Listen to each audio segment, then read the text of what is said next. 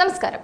അതിർത്തി പ്രശ്നത്തിൽ നേപ്പാൾ വീണ്ടും പഴയ പല്ലവി തുടരുകയാണ്. പുതിയ നേപ്പാൾ പ്രധാനമന്ത്രി കെ പി ശർമ്മ ഒലിയും പഴയ നിലപാടുകളാണ് ആവർത്തിക്കുന്നത്. ലിബുലേഖ്, കാലാപാനി, ലിംപിയാതുറ എന്നിവ നേപ്പാളി പ്രദേശങ്ങളാണ്. അതങ്ങനെ തന്നെ തുടരുമെന്നാണ് അദ്ദേഹം പറഞ്ഞത്. ലിബുലേഖ്, കാലാപാനി, ലിംപിയാതുറ എന്നീ തർക്കമുള്ള ട്രൈ ജംഗ്ഷൻ നേപ്പാളി പ്രദേശങ്ങളായിരിക്കുമെന്ന് നേപ്പാളി പ്രധാനമന്ത്രി കെ പി ശർമ്മ ഒലി ഉറപ്പിച്ചു പറയുന്നത് കാര്യങ്ങളെ കൂടുതൽ സങ്കീർണമാക്കുന്നുണ്ട്. പാർലമെന്റിലെ ചോദ്യോത്തര സമ്മേളനത്തിൽ പങ്കെടുത്ത നേപ്പാൾ പ്രധാനമന്ത്രി നേപ്പാളിലെയും ഇന്ത്യയുടെയും അധികൃതർ തമ്മിൽ അടുത്തിടെ നടത്തിയ കൂടിക്കാഴ്ചയിൽ അതിർത്തി സംബന്ധമായ പ്രശ്നങ്ങൾ പരിഹരിക്കുന്നതിന് നയതന്ത്ര മാർഗം പിന്തുടരാൻ സമ്മതിച്ചതായി എടുത്തു പറയുന്നുണ്ട്. നേപ്പാളിന്റെ അന്താരാഷ്ട്ര അതിർത്തി സംബന്ധിച്ച് നേപ്പാൾ ഗവൺമെന്റും എല്ലാ നേപ്പാളികളും ഉറച്ചു നിൽക്കുകയാണ്. നേപ്പാൾ ഭരണഘടനയുടെ 2ാം ഭേദഗതിയിൽ നേപ്പാളിന്റെ പുതിയ രാഷ്ട്രീയ ഭൂപടം ഷെഡ്യൂൾ 2-ൽ ഉൾപ്പെടുത്തിയിട്ടുണ്ട്. 1816 സുഗൌലി ഉടമ്പടി പ്രകാരം കാലാപാനി, ലിംപിയാതുറ, ലിബുലേഖ്, മഹാകാളി നദിയുടെ പടിഞ്ഞാറു ഭാഗത്തുള്ള എല്ലാ ഭൂപ്രദേശങ്ങളും നേപ്പാളിന്റേതാണത്രേ. അതിൽ സർക്കാർ ഉറച്ചതും വ്യക്തവുമായ നീക്കങ്ങൾ നടത്തുമെന്നാണ് പറയുന്നത്. നേപ്പാൾ ഇന്ത്യ അധികൃതർ തമ്മിലുള്ള സന്ദർശനങ്ങളിൽ അതിർത്തിയിലെ പ്രശ്നങ്ങൾ സമയബന്ധിതമായി ഉന്നയിക്കപ്പെട്ടിട്ടുണ്ട്. സ്ഥാപിതമായ സംവിധാനങ്ങളിലൂടെ ഈ പ്രശ്നങ്ങൾ പരിഹരിക്കപ്പെടും എന്നതാണ് അവർ എടുത്തു പറയുന്ന മറ്റൊരു കാര്യം. നോക്കൂ, 2020-ൽ നേപ്പാൾ ഭരണഘടനയുടെ ആമുഖത്തിൽ പുതിയ രാഷ്ട്രീയവും ഭരണപരവുമായ ഭൂപടം ഉൾപ്പെടുത്തി ഭരണഘടന ഭേദഗതി ചെയ്തു. പുതിയ ഭൂപടത്തിൽ ലിംപിയാതുറ, കാലാപാനി, ലിബുലേഖ് എന്നിവയുടെ ട്രൈ ജംഗ്ഷൻ ഉൾപ്പെടുന്നുണ്ട്. ഇത് നേപ്പാളും ഇന്ത്യയും തമ്മിലുള്ള തർക്കപ്രദേശമായി തുടരുന്നു. പ്രദേശങ്ങൾ ഉൾപ്പെടുത്തി തയ്യാറാക്കിയ നേപ്പാളിന്റെ പുതുക്കിയ ഭൂപടം കൃത്യമായ സ്കെയിൽ, പ്രൊജക്ഷൻ, കോർഡിനേറ്റ് സംവിധാനം എന്നിവ സ്വീകരിച്ചതായി അവകാശപ്പെടുന്ന സർവേ വകുപ്പ് ലാൻഡ് മാനേജ്മെന്റ് മന്ത്രാലയത്തിന് സമർപ്പിച്ചു. അതേ വർഷം മെയ് 18-ന് നടന്ന ക്യാബിനറ്റ് മീറ്റിംഗിൽ നിന്നുള്ള അനുമതിക്ക് ശേഷം 2020 മെയ് 20-ന് ഇത് പരസ്യമായി റിലീസ് ചെയ്തു. സുഗൌലി ഉടമ്പടിയുടെ കാലത്ത് വരച്ച ഭൂപടം, ലണ്ടനിൽ നിന്ന് കൊണ്ടുവന്ന മറ്റൊന്ന്, ഭൂമിയുടെ വരുമാനം അടച്ചതിന്റെ രസീതുകൾ, അന്നത്തെ പ്രധാനമന്ത്രി ചന്ദ്ര ശുംഷർ പുറപ്പെടുവിച്ച ഉത്തരവുകൾ എന്നിവ ഭൂമി നേപ്പാളിന്റേതാണെന്ന് അവകാശപ്പെടുന്നതിന് അവർ തെളിവായി ശേഖരിച്ചു.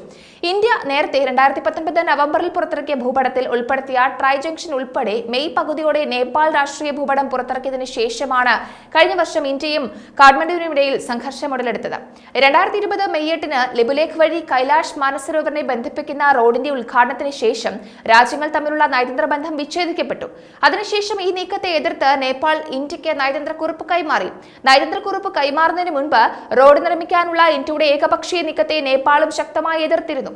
നേപ്പാളിൽ നിന്നുള്ള ശക്തമായ എതിർപ്പിനെ തുടർന്ന് ഇന്ത്യയുടെ വിദേശകാര്യ മന്ത്രാലയം ഉത്തരാഖണ്ഡിലെ പിത്തോറാഗഡ് ജില്ലയിലൂടെ പോകുന്ന റോഡ് പൂർണ്ണമായും ഇന്ത്യയുടെ പ്രദേശത്തിനകത്താണെന്ന് പറഞ്ഞിരുന്നു.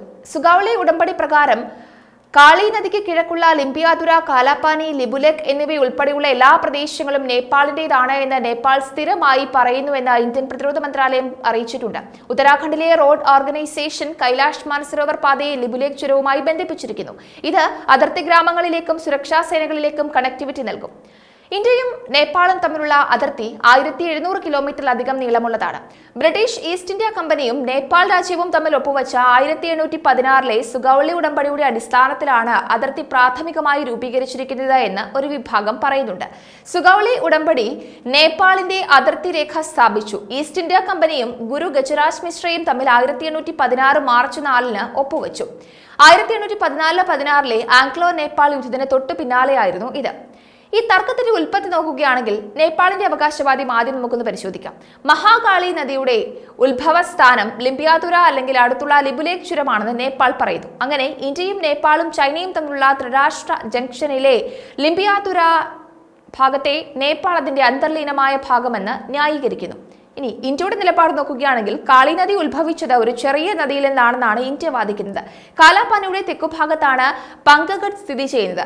ഈ പ്രദേശത്തിന്റെ കിഴക്കൻ ഭാഗത്ത് തുടർന്നുള്ള പർവ്വതമാണ് യഥാർത്ഥ അതിർത്തി. അങ്ങനെ പ്രദേശം ഇന്ത്യയുടെ ഭാഗമാണ്. അപ്പോൾ വ്യത്യസ്ത പേരുകളും ആശയക്കുഴപ്പവും ഒക്കെ നിലനിൽക്കുന്നുണ്ട്. നദിയുടെ മുകൾ ഭാഗത്ത് കാളി എന്നും മധ്യഭാഗത്തെ മഹാകാളി എന്നും താഴ്ഭാഗത്തെ സർജു അല്ലെങ്കിൽ ഗോഗ്ര എന്നും വിളിക്കപ്പെടുന്നുണ്ട്.